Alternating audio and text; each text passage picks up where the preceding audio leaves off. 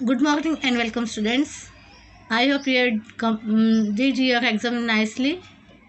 आपने अपना एग्ज़ाम बहुत अच्छी तरह से किया होगा, इस आशा में हूँ। और अब हम यहाँ से स्टार्ट करते हैं यूनिट 4 से 4.1 द वेट का मतलब I hope you might be knowing. Vet वो वेटरनेरियन बोलते हैं, उसका शॉर्ट फॉर्म है वेटरनेरी का। तो वेट मतलब जो जानवरों के डॉक्टर होते हैं उनको वेट कहा जाता है। So here are some of the warm-up questions given to you. Here the match the following where here to match it. These are the assignments to be done to you. Now let's see what the poem is. The Vet. It's a big poem. To be a successful and competent vet needs knowledge exceedingly wide. For each of the patients he likely to get possesses a different insight. तो यहाँ पे क्या point बोल रहे हैं, to be a successful and competent vet, यानी आपको अगर एक सक्सेसफुल और कॉम्पिटेंट का meaning is given having a good knowledge and ability, यानी एक वेट में एक अच्छी क्वालिटी होनी चाहिए, नॉलेज होनी चाहिए जानवरों के बारे में, और एक एबिलिटी उनमें एक एबिलिटी भी होनी चाहिए जानने के लिए। Needs knowledge exceedingly wide means बहुत ज़्यादा उसके बारे में जानकारी आपको होनी चाहिए। For each of the patients is likely to get possess a different insight, क्योंकि उसके पास जो भी पेशेंट्स आते हैं उसकी अलग अलग तरह तरह की बीमारियाँ उसके अंदर कुछ ना कुछ अलग अलग चलती रहती है। आप लोगों के इंसानों के डॉक्टर के पास भी जाएंगे तो आपको देखेंगे कि मरीज़ अलग अलग तरह के होते हैं, उसके आगे अलग अलग प्रॉब्लम्स होते हैं। पर ये क्या है, इंसान अपनी तकलीफ़ें बता सकते हैं तो डॉक्टर के लिए वो आसान हो जाता है जानने के लिए कि उनको प्रॉब्लम क्या है, उसका हल किस तरह निकालना चाहिए, उनको दवाई कौन सी देनी चाहिए। पर जानवर है, they can't explain their problem, उनको क्या प्रॉब्लम तकलीफ़ हो रही है, कहाँ पे दर्द हो रहा है, क्या है, सिर्फ दे माइट भी मतलब वो या तो ये करते रहेंगे, आवाज़ें करते रहेंगे, हाउलिंग करेंगे या कुछ तरह तरह की आवाज़ें निकालेंगे। हर एक जानवर की आवाज़ें अलग होती है, रिएक्ट करने के तरीके अलग होते हैं, तो उसे जानना एक वेट के लिए बहुत ज़रूरी होता है। तो एक अच्छा वेट वही होता है कि वो अगर उसमें वो एबिलिटी और काफ़ी अच्छी नॉलेज जो होनी चाहिए कि वो जानवर को देख के पहचान सके, उसकी तकलीफ़ें समझ सके। We must know why the cat is refusing her milk, why the dog is not eating its bone, why the coat of the horse is not shining like silk, why the parrot does nothing but groan. यानी उसको क्या है, उसके सामने बहुत सारे challenging होते हैं जानवरों को समझने के लिए। अगर बिल्ली दूध नहीं पी रही तो कि इसकी वजह क्या है, ये वेट को जानना बहुत ज़रूरी हो जाता है। तब वो अगर उनको समझ में आएगा कि इसमें प्रॉब्लम क्या है, दिक्कत क्या है, तो ही उसको दवा कर पाएगी। तो dog is not eating bone, अभी कुत्ता बोन क्यों नहीं खा रहे, जबकि कुत्तों को हड्डियों की बहुत शौक है, तो वो सब पसंदीदा डाइट है, खाना है। तो बिल्ली दूध नहीं पी रही है, कुत्ते बोन नहीं खा रहे, या जो हॉर्स के जो ये रहते ऊपर के जो बाल रहते ऊपर गर्दन की तरफ के, उसके इतने शाइनिंग क्यों नहीं, तो इसकी एक वजह होती है। Why the parrot does nothing but grown, parrot कुछ नहीं कर रहा है, सिर्फ ग्रोन कर रहा है, कि इसके रीजंस एक वेट को पता होनी चाहिए रीज़न। तो it's very difficult to understand all this things. Why does the duck and the chickens are failing to lay, मतलब डक्स और कुछ चिकन्स ऐसे होते हैं जिनके जो अंडे नहीं रख पाते, तो उसका रीज़न क्या है, ये एक वेट के लिए ये भी एक चैलेंजिंग पार्ट होती है जो समझने के लिए। वाई सो फेंट द कैनरी बर्ड सिंग, जो कैनरी बर्ड्स जो गाना गाता है उसकी आवाज़ इतनी फेंट क्यों है, डल क्यों है। And if he is called to the zoo he must say incredible number of things, अगर वो जू पे जाते हैं तो उनको अलग अलग तरह के जानवर दिखाई देंगे और unbelievable numbers of things there can be, okay.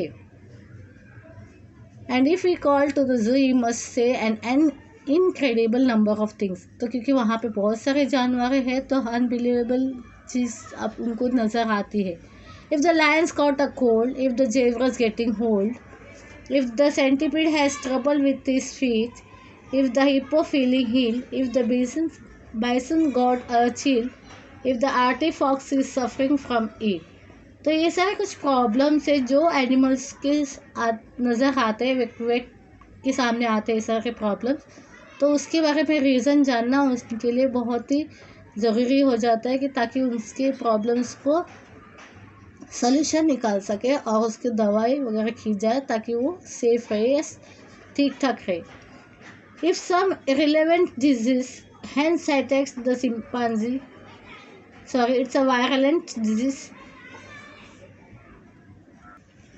If some virulent disease has attacks the chimpanzee, मतलब अगर एक किसी चिंपांजी को वायरल डिजीज ने अटैक किया तो उसको किस तरह क्योर करनी चाहिए। If the tortoise hasn't stirred for several years, if the bear's too full of burns, if the cobra eats her son, if the panther has a wife who chews his ear, यानी ऐसे कुछ अजीबोगरीब हरकतें अगर जानवर दिखा रहे जो यूजुअली वो नहीं करते, ऐसी चीज़ें वो करने लगे तो उसकी तो एक वेट का रीज़न बन उनका एक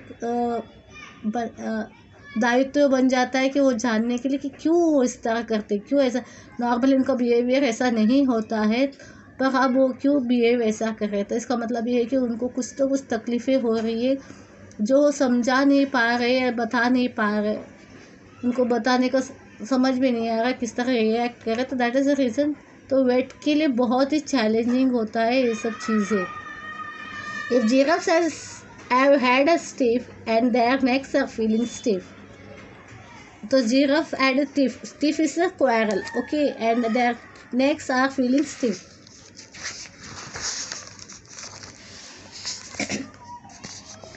If Ines will not laugh at keeper's jokes, if the monkey spins its tail, if the hyena's looking pain, if the elephant eats paper bags and chokes, if the camel hurts his hump, if the kangaroo won't jump, if the crocodile turns cannibal and bites, they run away and get omniscience the vet. Omniscient is the one who knows all and everything. Omniscient कौन होते हैं? जिसको सारी चीज़ों की जानकारी होती है। And accept him to put everything to right. तो हम लोगों को क्या होती है, ऐसा लगता है जो जिसको सारी चीज़ों की जानकारी होती है वो सब कुछ ठीक कर देगा, ऐसी आशा होती है। Profoundly, I pity the vet. You must learn such a very great deal for his pay.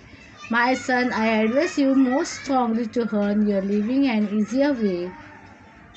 Don't attempt to attend the zoological crowd. A far more advisable plan is to call yourself doctor and so be allowed to treat the illness of a man. तो यहाँ पे क्या last में क्या बताया जा रहा है कि पोएम में कि जो पोएट है आपको सलाह दे रहे हैं, अगर आपको डॉक्टर बनना है, कुछ करना है, डॉक्टर ही बनना है तो इंसानों का डॉक्टर बनिए, क्योंकि वो ज़्यादा इजी रहेगा, बेटर रहेगा आपके लिए। क्योंकि आपको इंसान क्या है अपनी प्रॉब्लम तकलीफ़ें बताता है तो उसका हल निकलना बहुत आसान हो जाता है, जबकि जानवर बेजुबान होते हैं, वो उसको नहीं समझा सकते, उसके जो व्यवहार रहता है बहुत अजीबोगरीब रहता है, उसको समझना, उसकी प्रॉब्लम एग्जैक्टली उसे कहाँ तकलीफ़ हो रही है ये जानना बहुत मुश्किल होता है। तो इसके लिए पॉइंट ये बोल रहे थे, अगर आपको कुछ करना है, ज़िंदगी में कुछ बनना है तो आप एक डॉक्टर ही बनना चाहते हैं तो एक इंसान का डॉक्टर बनिए, क्योंकि वो काफ़ी आसान होगा। आप ज़ूलॉजिकल वर्ल्ड में या क्राउड में मत जाइए। Zoological is related to animals and human beings, तो ज़ूलॉजी उस वर्ल्ड में आप मत जाइए जहाँ पे आपको जानवरों का सामना करना पड़े और उनको ठीक करने का आपका एक रिस्पॉन्सिबिलिटी बन जाए। तो this is what it is mention in this poem. एक छोटा सा एक हल्का फुल्का सा ह्यूमरस एक लाइट हार्टेड पोएम है, थोड़ा मज़ा के टाइप पे भी हम लोग कह सकते हैं। वेरी लाइट वेट, जहाँ पे यहाँ पे बताया गया है कि एक कैपेबल वेटेरियन को उसमें क्या काबिलियत होनी चाहिए, उसको सारे नॉलेज आनी चाहिए, उसको पेशेंस किस तरह देखना चाहिए, उसको तकलीफ़ें अलग अलग होती हैं, उनकी हर एक एनिमल्स के ऑर्गन्स अलग अलग होते हैं, उनके साइजेस अलग अलग होते हैं, तो उसके साथ उसको डील करना, उसको समझना, उसको ये करना बहुत ही चैलेंजिंग एक पार्ट होता है उनके प्रोफेशन में। तो इट इज़ वेरी डिफ़िकल्ट, बहुत ही रफ और वे बहुत ही तकलीफ़ों वाला we can say, but it's very this एक तरह से हम बोल सकते बहुत ही टफ प्रोफेशन है एक वेटेरियन बनना, क्योंकि जानवरों को समझना, उसको प्रॉब्लम को हल निकालना इतने आसान है। तो एक कैपेबल डॉक्टर ही कर सकता है, ये सारी चीज़ें समझ सकते हैं। तो इसके लिए आपको डेडिकेशन भी चाहिए, आपको जानवरों के प्रति लगाव चाहिए, प्यार चाहिए, तभी आप जाके एक वेटेरिनेरियन बन सकते हैं, वेट बन सकते, क्योंकि आपको एक जानवर के प्रति लव रहेगा तभी आप उनके लिए कुछ कर सकते। तो it is quite natural that you should have a love for the animals and to be good vet. It is quite necessary, क्योंकि आप में वो उनको समझने में, उनको अपना प्यार देने में, उसका वक्त आपका जो देना रहता है उनके लिए, उनको समझना रहता है। And they are very wonderful animals. Okay, this is what it is mentioned in this poem. I hope you understood, and bye, see you and meet you in the next lecture.